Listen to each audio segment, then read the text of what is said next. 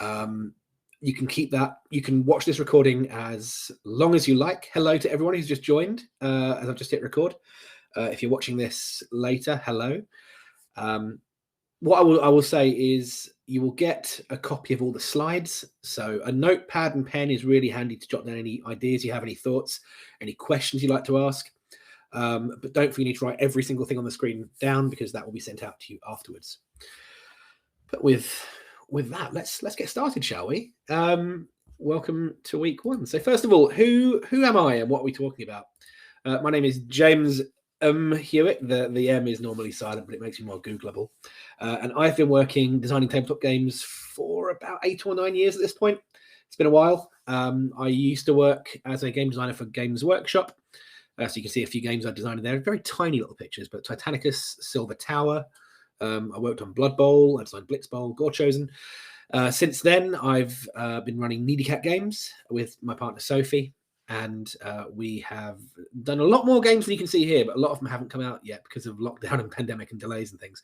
But you can see there's the Hellboy board game, Devil May Cry, The Bloody Palace, Myth and Goal, which was on Kickstarter. Kickstarter got cancelled. It's not gone. It'll be coming out at some point.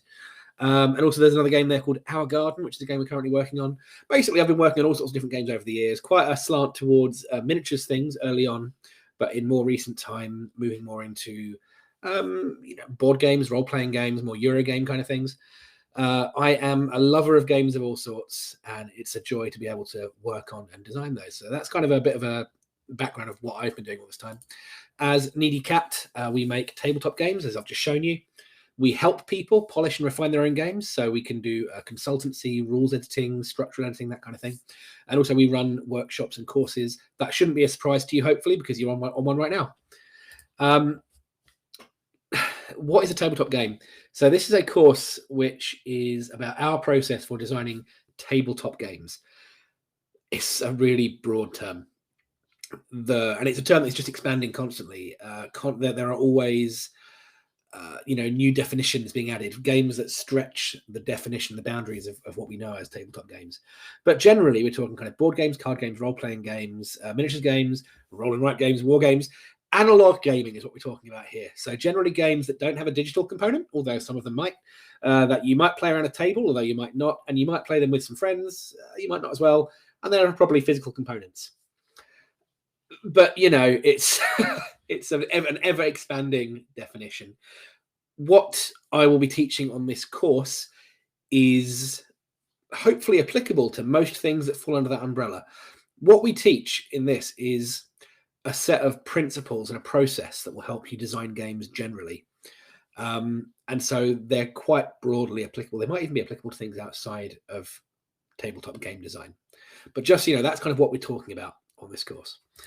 Speaking of the course, here's the structure of it. So this is a 6-parter, 6 one-hour seminars, each one with a different topic. So tonight, I'm going to be talking about tabletop game design basics. I'll talk about some of the kind of myths that stop people being good at game design, things that you can identify and hopefully get past pretty quickly. I will talk about our process, the way that we at Needy Cat Games design games. We have quite a strict process we follow, and hopefully it'll help you. I'm going to talk a little bit about kind of the importance of humility in game design, which I think is a good thing to get out of the way nice and early. Next week, so this time next week, we'll be talking about actually starting a design project, so kind of getting the ideas out of your head onto the table and finding inspiration. Then we'll talk about playtesting, because playtesting and game design are kind of one and the same, and it's important to talk about that, early on. Then we'll talk about rules writing, and I'll talk about some basic kind of principles for getting your game down on paper in basic terms. I'll talk about refining your rules writing, so things like structure, flow of information, all of that in week 5. And in week 6, we'll talk about what happens once you've finished a game. How do you, work with freelancers to get your game edited and laid out and beautiful? How do you get it to market? How do you pitch it? How do you think about running a crowdfunding campaign, for example? So that's kind of what we're doing. And the idea is that over the course of that 6 weeks, you will hopefully get a fundamental, broad knowledge of, with enough information to kind of just make your own game. Each week, there's an optional exercise, which I'll give you at the end. And you're welcome to join in with it or not, entirely up to you. But it is quite a handy way to kind of focus what you've learned on the course and, or, in that particular seminar, and have a go at putting it into practice. Golden rule is there's no one true correct way to do this. All I can tell you is what works for us, what we've developed over the last few years of doing this professionally, day in, day out. I encourage you to learn the way we do it, and then break all our rules and do it your own way. Find the bits that work for you, lean into that, move away from the stuff that doesn't work for you, pick and choose. As with anything, learn the rules and then break them. Throughout the whole 6 weeks, this is really question and answers led. Well, I mean, it's not led. I mean, there's a whole load of content here. I'm going to talk to you for an hour, one way or another. But if you have questions, please ask them. I will do my best to answer at the end of each section. So if you have any questions while I'm saying anything, if you have any thoughts, pop them in the chat as soon as you have them. And at the end of each section, I'll go through and just answer any questions. If they're longer questions and they're big topics, I'll save them, because I'm going to invite you all to our Discord channel. There's actually a link down there. You can join it anytime you like, although I'm not going to be in there approving people till after this, so you probably shouldn't bother joining right now. But basically that will, that's like a good thing for bigger questions. And what I'll do after this, I'll invite you to come along and join me on the Discord voice chat for any questions you want to ask me. So feel free. And if you want to just type rather than talk, you can do that too. But more about that at the end. Main point is, if you have any questions during the talk, just pop them in the chat. So without any further ado, let's talk about some ruinous myths. So yeah, as it says there, designing tabletop games is part art, part science, and each designer will kind of fall somewhere on that spectrum. Whatever the case, though, it's not an exact science, and it's not something which has, lots of definite, as I've said, lots of specific ways you must do things. But what there are some really clear stumbling blocks. Whatever your approach is to game design, these things will probably get in your way at some point. We kind of assembled this from speaking to lots of new designers and finding out the sort of things that they trip up on, or it's the questions that we always get asked, basically. Once you identify these things, you can hopefully move past them. So let's look at them and help you figure out what these ruinous myths are. The first one is the myth that you must aim for perfection. There's a common saying, perfect is the enemy of done.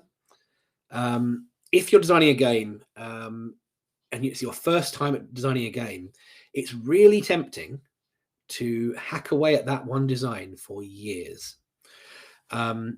We speak to a lot of designers who have that kind of, oh yeah, I've been working on a game for the last decade or so. I think it's nearly ready to start playtesting. We'll talk about why that's a fallacy later. But the thing is, in that time, while you're trying to hone this perfect game, even if you're playtesting it loads, the law of diminishing returns will apply. You'll get to the point where your game is this good, and that's great. And at this, in the early stages, each playtest session is having a marked increase in the quality of your game. You'll get to the point where each playtest is just doing a little tiny incremental little step. You're gradually shaving the little rough edges down finer and finer. And you'll get to the point where it's taking weeks of testing to make any significant changes to your game. And that kind of progress has flattened out. Perfection is unattainable, I would say, in board games. There will always be something which could be refined, could be perfected. It's much better to set an end point and say, right, that is done enough, and then move on to your next project.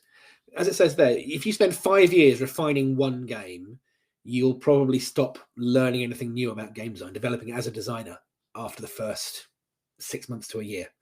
Instead, 5 years spent designing a dozen slightly naff games that are a bit broken, but they're all quite different. If you design all of those to a point where you say they're finished and you put them out and you let people play them, you will learn so much more. You will learn what works, what doesn't work. You'll learn to find the faults in your designs quicker because you're going through that part of the process. If you imagine, I'll talk in a minute about the steps in our process. When it comes to the final stage, which is like the polish and refinement, you can stay on that forever but all you're going to do is hone that part of the process. You're not going to get any better at the earlier parts. And it is, basically never be afraid to start again with a fresh slate and a new game. Perfection is a killer when it comes to creativity. Myth number 2 is that ideas are inherently valuable. I hate to say it, but your great idea is worth nothing until you try it out. We get a lot of emails from people saying, I've got a great idea for a board game. If you design it, we can split the proceeds. And I know we're not alone as designers for getting emails like that. The fact is that, as it says there, ideas are never in short supply. An idea by itself means nothing until you kind of hammer it out on the anvil of testing and development. You melt it in the crucible of iterative design. My metaphors are getting a bit away from me here, but you get the point. An idea means nothing while it's in your head, while it's theoretical. Once you start putting it into practice, getting it on the table, you can start seeing if it's any good. And you may very quickly find, and I've done this a lot, you've got a great idea, you put it down, you go, oh, no, that's broken, horrible and wrong, and it's no good to anyone. So let's just get rid of that. I've just realized that the logos behind me are flipped. Or are they? Are they flipped to you as well? Oh no, let me just quickly flip them back. Talk amongst yourselves. I'll probably cut this. I can't do that while I'm live. Well, ho-hum. Oh, it's the right way about for us. Oh, for you? Okay, fine. In which case, ignore me. That's just on my little pod. It's flipped. Okay, good. Fantastic. Point is, ideas such as the idea to do a lovely rendered background are inherently worthless until you do something with them. And this applies to all levels. So an idea for a game. I'm going to sit down and make a game about plantain farmers fighting off aliens, whatever, and you might get a great idea for it. Here's my cool concept. And the moment you start trying it, you go, no, this theme doesn't work for this game. This is a terrible idea.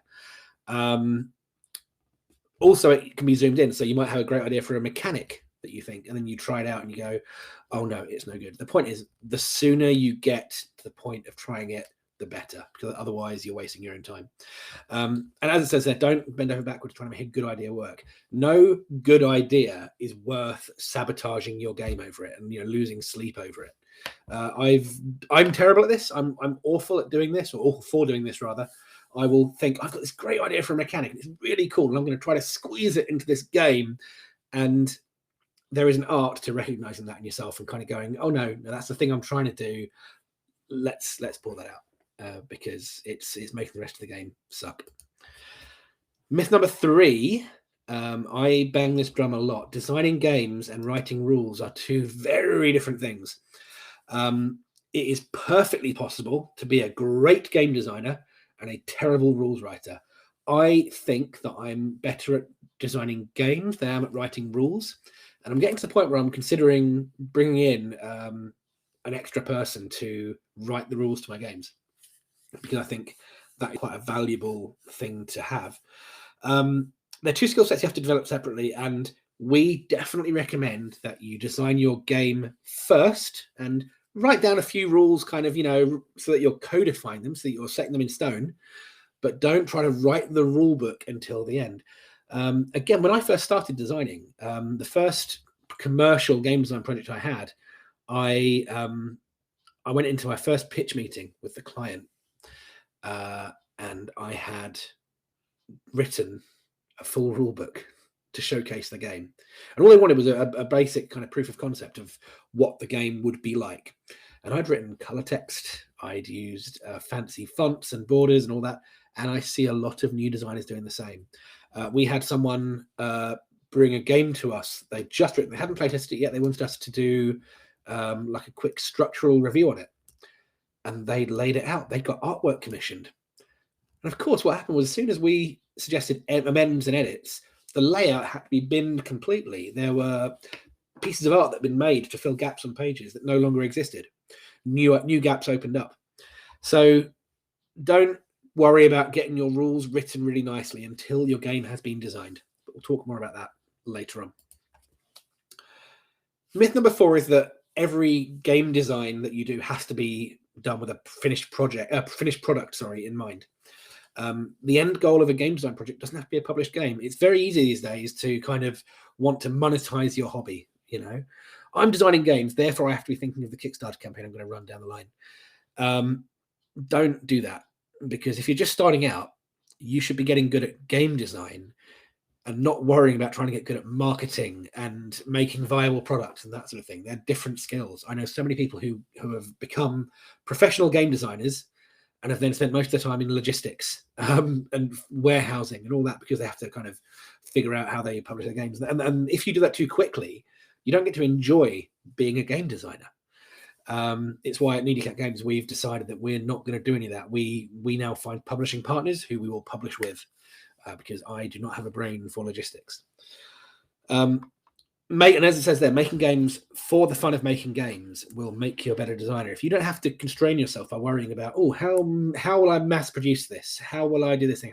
You'll paint yourself into a corner and make your life a lot more difficult.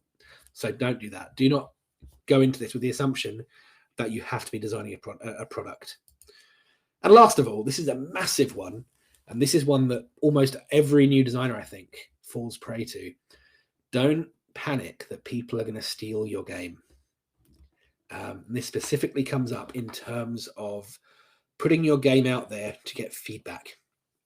The most important currency as a game designer is honest feedback from people, honest, high quality feedback. And the best way you'll get that is by putting your game out far and wide, showing it to other designers specifically, and getting their input on it. The fact is, because as I've already said, ideas are 10 a penny or a dime a dozen, which I think there's an exchange rate thing happening there. Chances are they will have a million ideas of their own. They don't need to steal your idea. Okay. And even if they do, even if your idea is so fantastic that they think, actually, I'm going to steal that idea and do it myself, you've got the head start, right? You've already got it to the point where it's playable, where it's workable. You're going to carry on honing and refining it, but you've already got a fair way ahead. You're going to be ahead of them. And also, that every game design is driven by iterative playtesting and feedback. They will do that, and they will probably take it in a whole different direction from where you've gone. You look at games like Dominion, the first deck building game. Lots of people borrowed the idea from Dominion, and it became a genre instead of just a game. Deck building became a thing that was just a mechanic that now exists in games. One of the exercises I've wanted to run for years, and I will get around to it eventually, is I want to get a whole bunch of game designers in a room and give everyone a copy of something like Snakes and Ladders or Ludo, and give them an objective. Make this a game that is more strategic or something, and just let everyone kind of go and tell them to play test and develop all day. And I guarantee you'd end up with like a dozen different, completely wildly different things. Some would have decks of cards. Some would have, I don't know, bidding systems. There'd be all sorts of stuff going on, because every designer has their own kind of quirks and foibles and will want to design in a certain way. So do not be afraid of putting your game out there, because what you will get back from doing that, the quantity of feedback, criticism, good advice you'll get, massively outweighs the chances of someone stealing your idea and your idea no longer being valid. So those are our 5 myths. There are way more than that, but those are the ones which I think really apply to the majority of new designers. Every now and then, I recommend stopping and asking yourself, are any of these currently applying to me? Feel free to print those out, get them on, get the slides, print out those 5, stick them up wherever it is you design games, stick them up behind your computer monitor or something, and learn to look out for them. That's the end of that section. So any questions on that so far? I can see we've got a question here from Renato. Hello, Renato. Myth number 4, does it make sense to think about components and their cost, even if you don't end up not publishing? Miniatures versus standees, miniatures. Yeah, okay. It depends on what your objectives are. If you're just trying to get good at designing games, I would say no. Don't worry about that stuff. As long as it becomes things that you can prototype yourself, it's much easier to take your idea and adapt it down the line to fit. So, okay, I'm going to change it so it doesn't use miniatures, it uses standees. You can make that change down the line. If you put those barriers up early on, you risk overly constraining your ideas. And constraint is a really handy thing. Constraint can make a big difference in a game design. I quite like having some constraints early on, but applying too many that don't need to be there will kind of funnel your process and could, lead to you not doing cool ideas that you would otherwise do. So yeah, I would say, unless you are literally going to you're setting out to make a product straight away, I would say don't constrain yourself early on. Cool, let's move on. Is there any more questions? Pop them in the thing and we'll catch up with them at the end. But let's talk right now about the Needy Cat Games design process, because we've been developing this process for about 5 or 6 years now. And we did this initially because we work with a lot of clients and we wanted to have like a vocabulary to talk about which stage in a project we were at. But what we soon found was that just having this kind of 6-step process was really handy for us internally as well.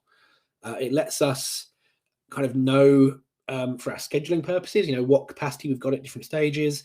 It lets us monitor a project, and it mainly lets us focus on what's important and not get distracted by things we haven't got to worry about just yet. So let's talk about it. Here's our process in 6 easy steps. So we have a kickoff, which if we're working with a client, that's where we kind of talk about what the game's going to be. But even if we're just working on a game for ourselves, so Steel Colosseum is a game that's coming out to Kickstarter very soon that we designed. We've been working on it for about 3-4 years now, in various different stages. But this is a game where we sat down at the start of the kickoff and we thought, what do we want this game to be about? What's the theme? What sort of mechanics? We basically come up with a design brief at this stage. And I'll talk about design briefs in possibly the next seminar. But basically, we figure out, what is this game going to be about? What's it going to be? And we figure out the scope of it in very broad terms. That's not to say we can't change those things down the line, because we absolutely can. But by writing it down at this stage, you set your sights on a target. And any deviation from that later on, you can review and see if it's actually an intentional deviation or if you just kind of meandered off the path. Once we've done that, we go into some research. So now we know kind of what we're aiming for. We start looking around that subject. If we're basing a game on a certain theme, we'll go and do a deep dive on that theme. When we did Hellboy the board game, we read like 25 years worth of comics, which was a cool way to spend our downtime. Don't get me wrong, but it was pretty intense. We'll look at other games in similar genres. We'll look at other games that have implemented the same kind of themes or mechanics. We'll just kind of do as much as we can to read around the subject and immerse ourselves in the ideas that we want to do for this game. Recently, we've done a few games based on video game licenses, and that kind of involves a lot of playing those video games and figuring out what the key points of those things are. I think I talked about did a seminar last week about adapting existing properties, and I talked quite a lot in there about identifying the key iconic elements of something you're designing a game around. So that's what we do at this stage. Then, as quickly as we possibly can, we get into the test build. And the test build is all about getting your ideas onto the table and out of your head as quickly as you can. It's rough, it's scrappy, but it's a really important stage because you start kind of getting your ideas in. You take those ideas which are inherently worthless and you find out which ones are worth pursuing. Then we go to the mechanical build, where we try to build a full version, like a once through version of the game. It'll be simple. It'll have some missing parts, but we're trying to get a playable start, middle, and end. Once that's polished, we move on to the full build, where we really flesh it out and make it proper. And then finally, we kind of hand it over, whether that is to a client or it's to a graphic designer or layout artist who will make the game look beautiful. And then we kind of cover off any kind of straggly ends in there, amend and that sort of thing. So let's have a look then at those 3 kind of core build stages in the middle, because that's the bulk of the process. Kick off and research and hand over and amends are like the bookends, but the vast majority of the game design process is test build, mechanical build, full build. So let's have a little look. Where are we? Test build. So this is an image. I got this from Reddit this morning. The Reddit board game design community is really cool. I recommend going on there. Lots of people being very helpful.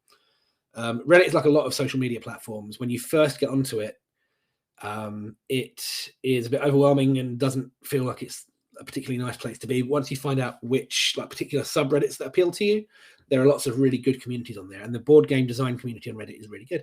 So this was a post that someone put up today. This is their first prototype for their game. And as you can see, Like, what was great was all the comments were like, that looks so scrappy, well done for not overthinking your first prototype. Because at the test build stage, it is all about the quickest, dirtiest thing you can get. To get it onto the table so you can start playing it. Don't spend too much time on any one element. At this stage, it says there, this is the first rough prototype. So we're looking at quick sketches, rough notes. This is very freeform. At this stage, you will kind of put it on the table. You'll play a turn of what feels like a turn, and then you will go, oh, that doesn't quite work. I'll change it, or I'll rewrite that part. There's a lot of scribbling things out and rewriting them at this stage.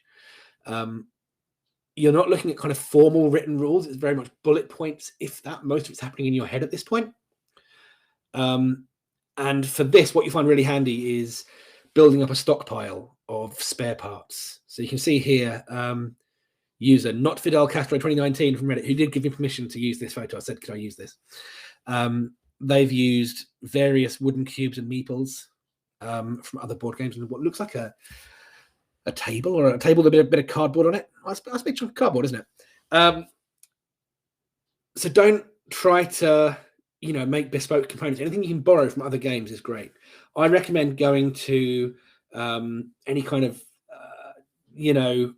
jumble sales, car boot sales, charity shops, anywhere you can pick up cheap board games, even if they're missing components. Like, even if they're like not board games you want to play, you can pick them up for not a lot of money and then raid all the pieces out of them. I will always look at like the cover of a game, but then I'll flip it over and look at what the pieces look like. And even if it's not a game that appeals to me, if there are some interesting looking playing pieces, whatever else, I will grab those and put them into my big box of components, which I use for prototyping. In fact, I've got a little toolbox. I've got a whole load of random dice and meeples and poker chips and glass beads and all sorts of things.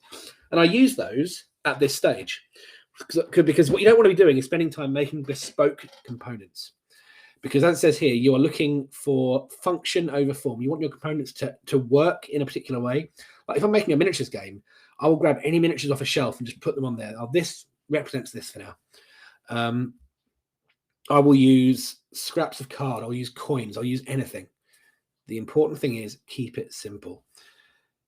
And the thing you're aiming for here is a slice of gameplay. We sometimes refer to this as a vertical slice.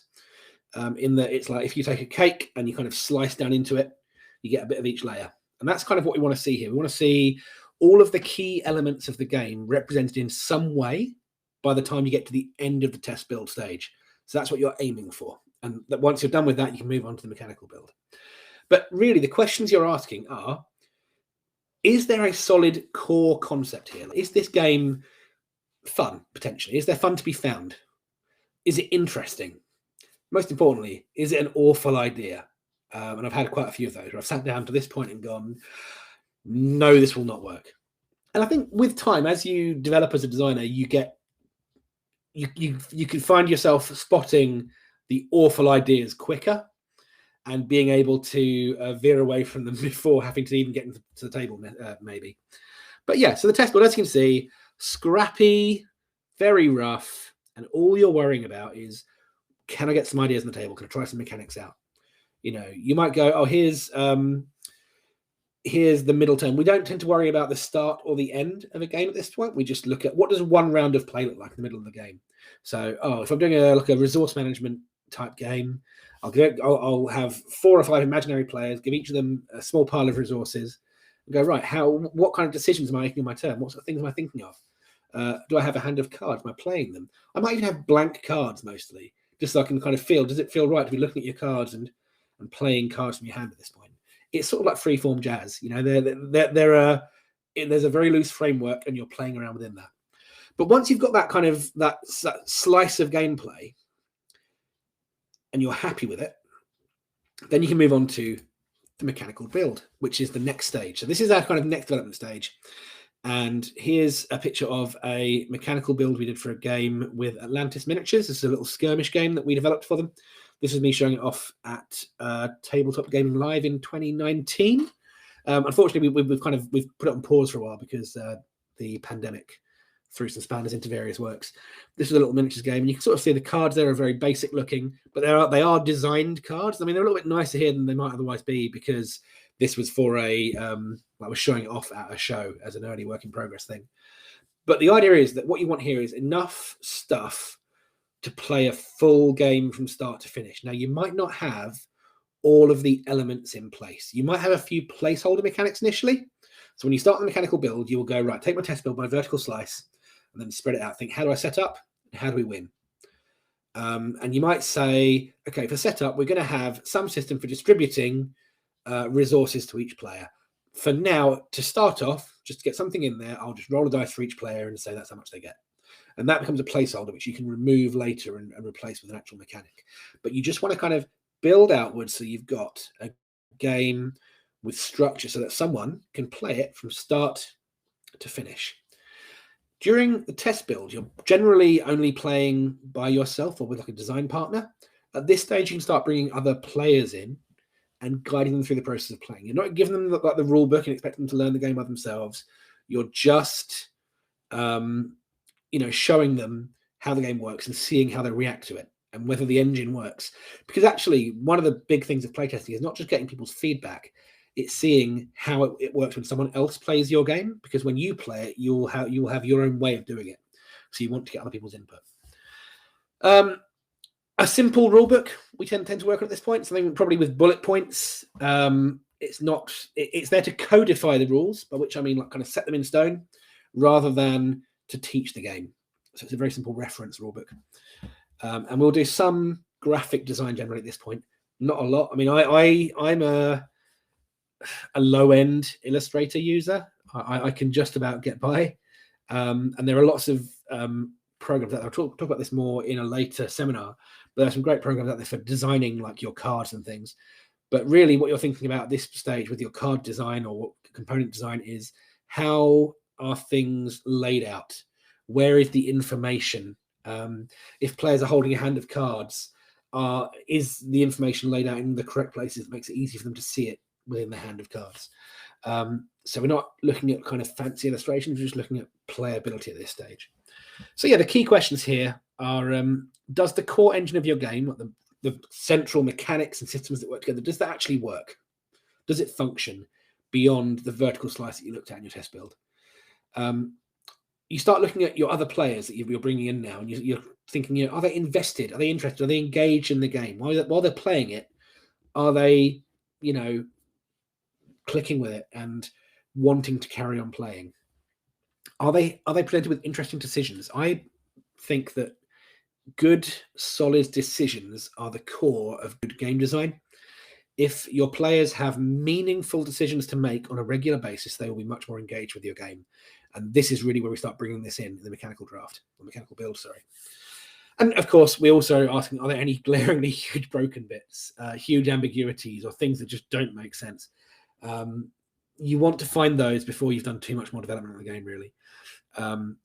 And it's always worth kind of, running these things through yourself before you bring other players in. So don't get other players into your mechanical build straight away. Do some testing first and then bring them in. Otherwise, there'll be some really obvious areas that you've just completely missed, and you'll look like an absolute dunce for having put it in front of someone else. The aim for this is to get a polished, playable game, which does not necessarily have the breadth of your full game. So say, for example, you're making a war game. So a war game like the one that's presented here. This is a game which would have multiple factions, all, playing, you can pick a faction, build a little force and play battles. For the mechanical build, you'd probably do one or two factions. You could either have one faction and kind of just design it for mirror play. But we tend to go like two factions that are very different and 3 or 4 different kind of types of unit or character for each side.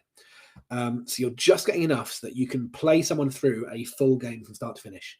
You're not kind of looking off camera. You're not looking at what other units might be in that faction. You're not looking at specific scenario rules beyond the one that you've designed. It's very linear.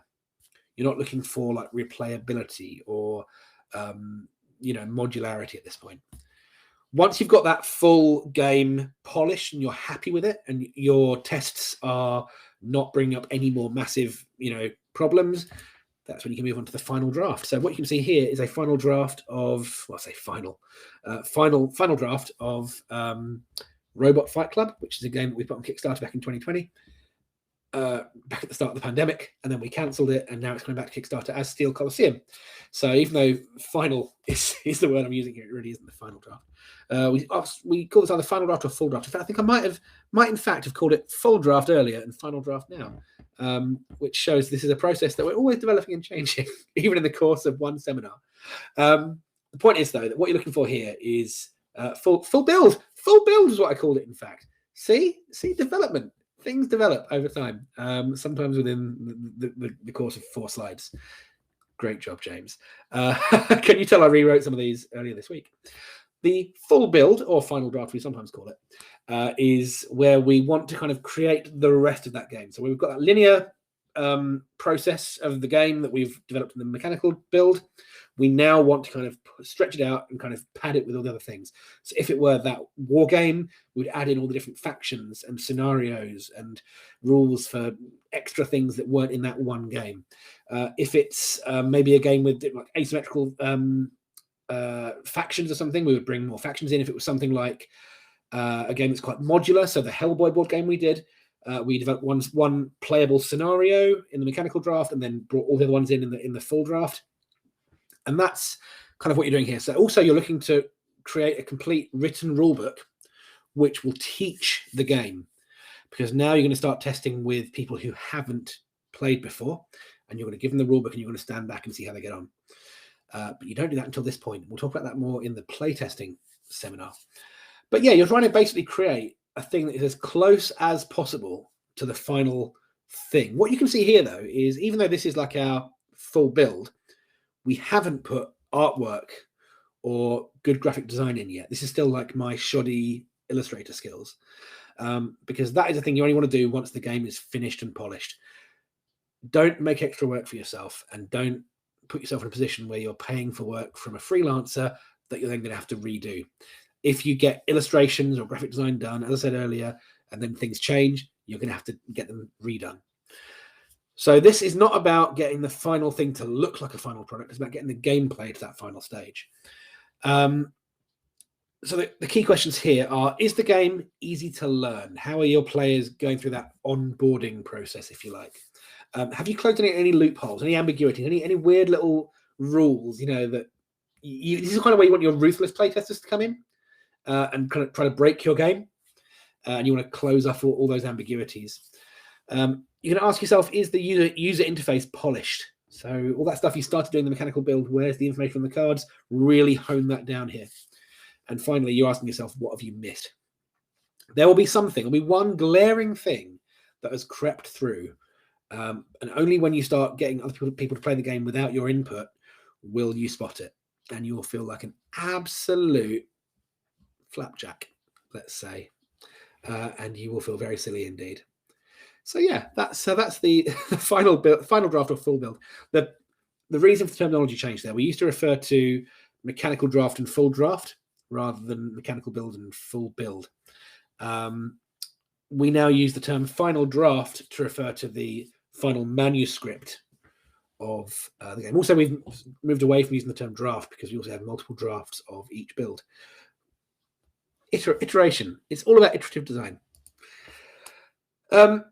At each of these stages, though, here's one of my favorite parts of our process. We have a thing called the ignorables. And basically, we've identified a bunch of stuff that at each stage you can just ignore. And this is massively liberating. When you first come to design a game, when you first do it, and I'm sure everyone here has either attempted to design a game or has considered designing a game, it can feel like a massive, insurmountable task. By focusing on the things that matter at each stage and ignoring the ignorables, you break that task down into something that's much more achievable. As it says there, though, you have to overcome your impulses, because I'm quite an impulsive person, and I find it quite easy to start worrying about things that, I don't need to think about right now, and it really slows things down. So you have to kind of overcome those impulses and just focus on what matters now. So in the test build, the things you can completely ignore and not worry about at all: legible rules. Your rules only have to be legible to you. And even then, you can get away with them not being particularly legible. Attractive components. nothing's got to look good at this stage. You're just figuring out what works. Certainty. You don't have to know this is definitely the final answer. You can have a section in your rules which says something like this. There's going to be a conflict resolution system for when two players go for the same tile in this tile management game. There'll be a way of dealing with it. For now, toss a coin, and you can kind of come back to that later. Fine detail. As I said, you don't want to be putting in too much like detailed stuff. You want to keep it fairly loose. Don't worry about the start and the end of the game, as I said. And for goodness sake, do not even think about maths, stats, and balance.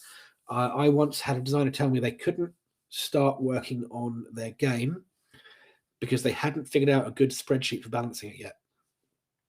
And we had a conversation about why that was a terrible approach to designing your game. If you start with balance, every change you make will invalidate the balance you've done. So you'll tie yourself in knots and never get the game finished. From the test build into the mechanical build, here are our ignorables there.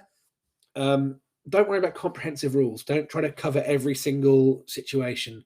Certainly at first, you will gradually add more things in. Your rules document will be a living document you will add to as you go through. Don't worry about aesthetics. It hasn't got to be pretty.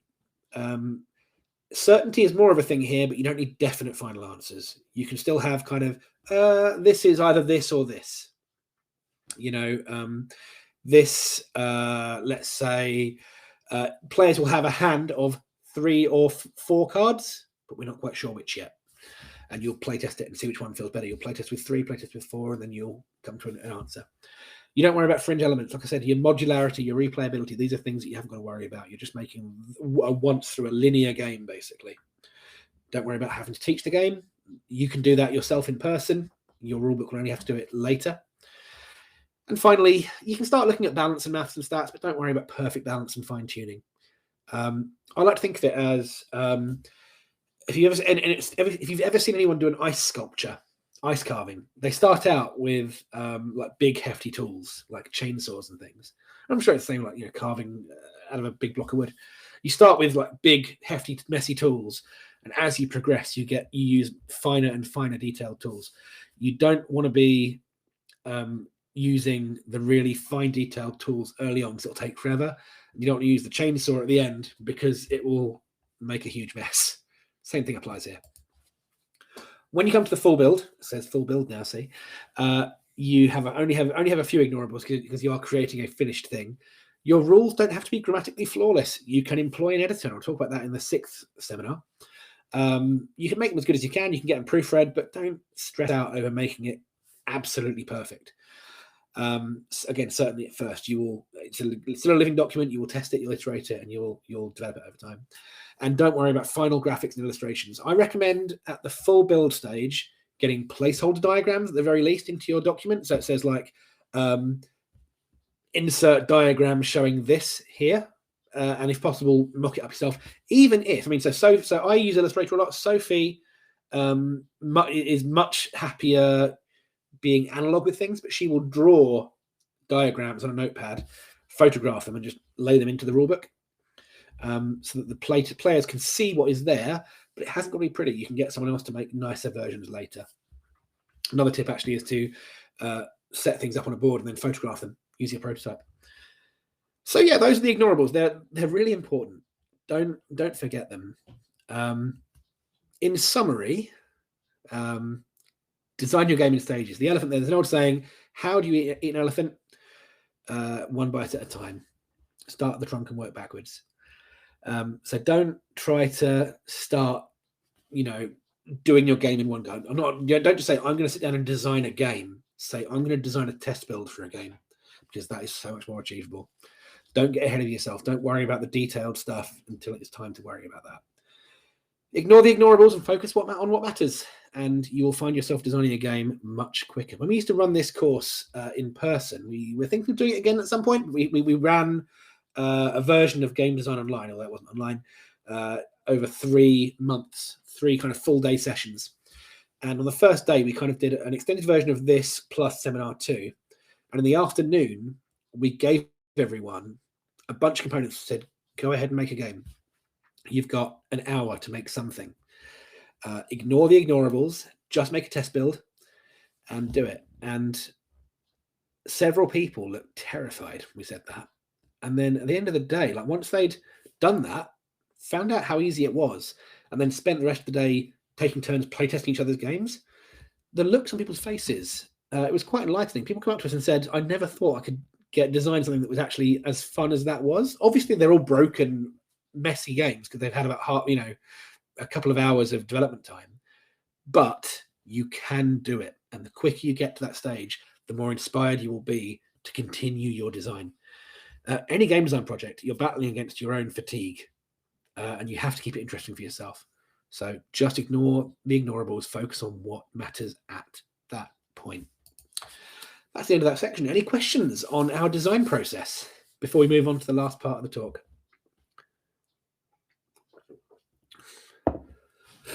I can't see anyone typing, so I'm going to assume everything made perfect sense. If you've got any questions, pop them in the Discord at the end. So let's talk finally about humility in game design. This is a topic that is quite close to my heart. I've worked with a lot of designers over the years who have varying degrees of a grasp on this.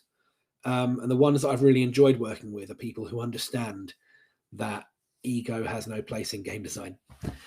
Problem is that designing a game, any creative thing that you do, you are bearing part of your soul. You're presenting a thing that you have made to the world, and in the process of testing it and designing it, you're basically holding it out to people and saying, what's wrong with this?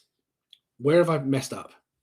And you're doing that again and again and again and again. And if you're not ready for it, it's easy to become defensive or take it to heart too much and just generally have a bad time of it. So it's really important to kind of remove your ego completely from the process where possible. And that's not easy.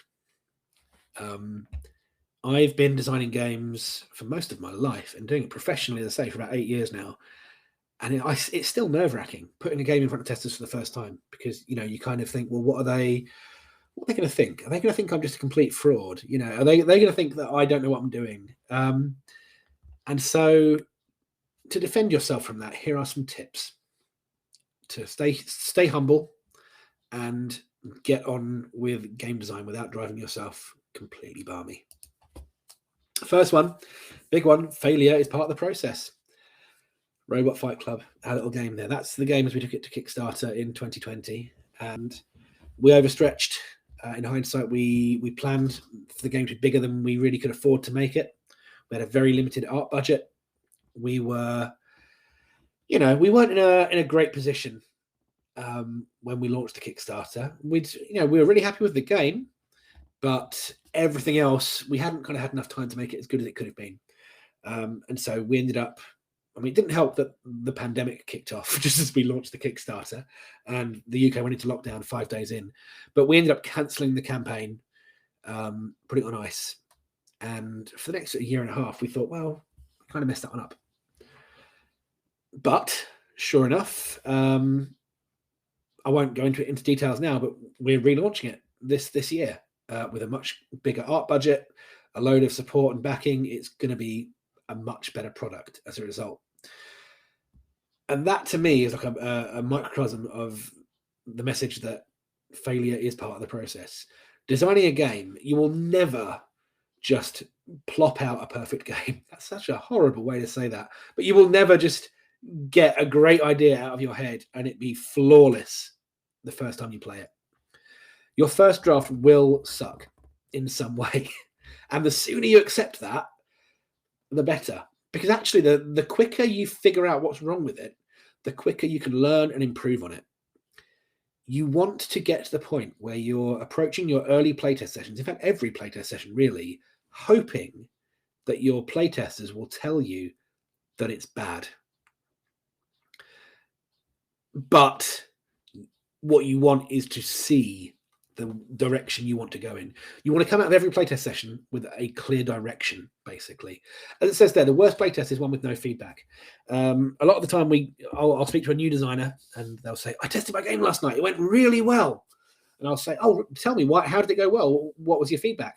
Everyone loved it. And that's great. It's nice that people are being nice about your game, but that means that you haven't got any direction out of that. So learn to love that failure. Go into your test expecting it, design your thing, test it, amend it, and just repeat that cycle again and again and again. And eventually your game will get great. It's legwork. That's what it comes down to, really. Good game design is just about doing it over and over again and making fixes.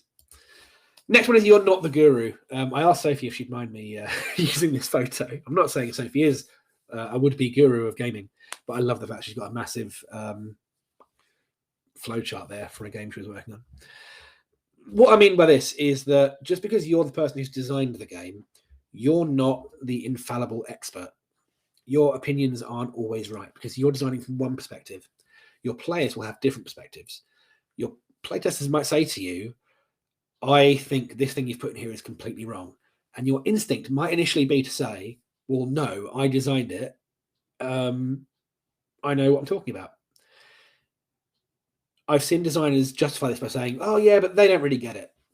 That's a really dangerous mindset to have because once you start making that excuse, it's really hard. It's hard to stop making that excuse. And you will find yourself excusing your own game's failings and kind of hand waving away feedback that you get. Oh, yeah, they just don't get it. I'll ignore that whole point of feedback. All that means is that when the game comes out, people will say, there's all these issues. Why weren't they picked up in testing? And the only excuse you'll have is, it was hurting my feelings to admit that I was wrong. By all means, have conviction. You need to be able to separate the wheat from the chaff when it comes to feedback. And we'll talk about that in a later seminar. Talk about feedback, playtesting and feedback in quite a lot of detail. You need to kind of be able to say, okay, I think that I've got a lot of say on this game. I've been working on this for several years. I believe I know what is right. But you must be willing to have your mind changed. You are not infallible. You are not the guru. Here's one. Accept feedback graciously. The people who test your game are being kind in helping you. This is a photo from Protospiel, the first Protospiel in the UK, I think it was. This was 2019. Something happened shortly after that, which stopped any more Protospiels happening in person since then. But if you don't know, Protospiel is an event where you go along with games that are work in progress and you playtest each other's games like crazy and you get a load of feedback out of it. It's great. And a couple of people there testing Robot Fight Club.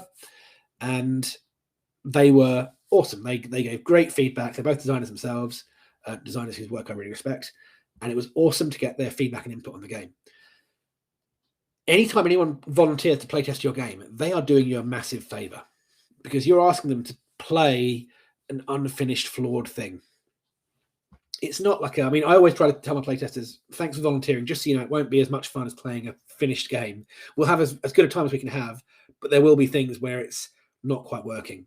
So they are giving freely of their time, and you owe it to them to accept their feedback graciously and be thankful to them. Giving good feedback that is constructive and kindly delivered is a skill, and you can train your playtesters on how to do it, and we'll talk about that later in the course. But they will still not always do it. Regardless, it is your responsibility to thank them for it. Even if they say something that you completely disagree with and they say it in a really harsh, mean way, the correct thing for you to do as a designer is to say, okay, cool, hadn't considered that. Thank you very much. I'll make a note and I'll go through that later. What you don't want to do is argue with them, tell them you think they're wrong. This kind of goes back a little bit to not being a guru. You need to kind of just take that feedback, write it down, review it later. The last one is a thing that I will say a lot, which is murder your darlings. It's a quote from Arthur Quiller Couch, who was an author back at the turn of the century, turn of the last century now. Whenever you feel an impulse to perpetrate a piece of exceptionally fine writing, obey it wholeheartedly and delete it before sending your manuscript to press. Murder your darlings. And that is so true. When you have an amazingly clever game design idea, a thing where you're thinking, all the other designers will think I'm really clever for putting this in, get rid of it. 9 times out of 10, it's just there because you think it's cool. And because you love it so much, you will want to keep it in there, even if it's maybe not working as well as it should. You will give it like a get out of jail free card to avoid the consequences of feedback. Like I said at the start, no idea is worth ruining a game over. And if you've got your fantastic, wonderful, amazing mechanic that no one's thought of before, and you battle to keep it in, it can be holding your game back. So the easiest thing to do is just get rid of it. If you hit the point where your game is floundering, you're partway into the design process and you've just kind of stalled and you can't figure out what's wrong with it, my tip is to take out your favorite mechanic, the thing that you think is the cleverest thing in the game, remove it and see if it fixes the game. And I bet a lot of the time it will. But as it says there, always keep it for later. Never throw things away willy-nilly. Always keep backups. Always, like, I've got a folder. Used to be a notebook, now it's a folder of discarded ideas from mechanics. If I strip something out of a game, it goes into there. And at some point, I'll use it for something else. When we sit down to start a new design project, part of our initial research process is going through old mechanics and going, would any of these work in this game? And then using those as a starting point. Give yourself a leg up in the future. So yeah, there's a few notes on humility. As it says here, trust the process. It can feel bad when people give you harsh feedback, but it's all helping you. It will help you become a better designer. It will help your game become a better game. Learn to seek out failure. Ask your testers to give you things they would change. If someone says to you, I love this game, it's fantastic, they've got no negative feedback for you, say to them, okay, cool, but if you could change one thing, if you could add or remove one thing to make it more interesting to you, what would you do? And once you prompt someone like that, you will generally start getting some good feedback. Listen to testers and appreciate them, and question your great ideas and your masterpieces. Murder your darlings. So that's the end of that section. And what I've got here is, I didn't put in a slide about any questions. Are there any questions on that point of humility? I can't imagine there are too many on that, because it's more sort of philosophical musings than anything that really needs interrogating, maybe. Well, if you have, pop them in the chat. But yeah, so we're going to do an exercise every week. This is completely optional, as I say. If you would like to join in, you can do. And if you're watching this back later, having purchased the recording, you can join this in. There's no time limits on this. You can just join in whenever. We're going to do one of these every week, and it will just kind of be a way to kind of crystallize what we've talked about in the seminar. So this one is several concepts, one pitch. The exercise is to come up with 3 to 5 one-sentence game concepts. And if you want to look at a great example of these, there's a board game bot, and I forget what it's called. It's a Twitter bot, and it's called like Board Game Randomizer Bot or something. I'll link it in the Discord. But it's it just comes up, it just randomizes a game. It's this meets this set against this, and it's a fun way of kind of just getting some cool ideas. There's someone on our Discord server who uses those as prompts to come up with a picture of a game. But yeah, so come up with some short one-sentence things. It's a deck building game themed around walnut farming, featuring tile placement and rondels. Do that 3 to 5 times, just to kind of get your brain working about some different ideas, because it's very easy when you're first getting started to fixate on the one idea you've got, or the 1 or 2 great ideas you've been meaning to make for years. Instead, let's step back from that, take that one great idea, put it to one side, and look at some different things you could make. There's a whole big list of game mechanics on Board Game Geek, so you can look at that if you want some inspiration. Your themes can be whatever you want it to be. You can even just not have a theme, have an abstract game which doesn't have a theme, like Go, or chess technically sort of has a theme, but it doesn't really, does it? Let's face it. If you want to pick randomly, you can do. However you want to do it. And then take one of those concepts and turn it into a 50-word pitch. 50 words is a great kind of elevator pitch. Quite literally, it's the kind of thing where if you're at a gaming convention and you end up in a lift with a publisher, you say, I'm working on a game, it's this, and the length of time that you're in the lift is 50 words is a good thing to aim for that. If you join us on the Discord server, you will find that we've got a channel which you'll have access to called Course Attendees, which is just for people who have been on this course. So when you join the server, drop me a DM, let me know that you're there, and I will set you up with the correct access. But yeah, post your pitch on there, and post your concept as well if you'd like to. As I say, this is completely self-regulated. You don't need to send it to me. I'm not going to mark your homework. It's just a cool way to get your brain moving in a good direction. So that's it. That is the end of this seminar. 1 hour, fantastic. I'm getting the hang of this, doing things on time. So yeah, thank you ever so much for coming along and taking part. If you've joined us later at home, thank you as well. Incidentally, if you've had any questions or anything that's come up in the seminar, either whether you've watched along tonight or you're watching along later, any questions can go straight into that channel as well on Discord. I'll email you out the recording, the slides, any other sort of useful materials I can get my hands on. If you like this stuff, if you use any of this to make a game, if you just like what we're doing, tell people. People can come and join us on this course whenever they want to. You can use the hashtag NeedyCat Design Course. Very few people ever do. I always say it, and it rarely happens. So it would make my day if you would mention us with the hashtag NeedyCat Design Course. And yeah, you can come and join me on Discord. bit.ly/ncg1001 will take you straight there. So I hope to see you on there. I'll go and see if anyone is turning up, and if you've got any questions to ask me, go for it. I'll hang around for 10-15 minutes and answer any questions. But mainly, I hope you've enjoyed yourself. This has been a really fun chat. I'm so happy to be back doing this again.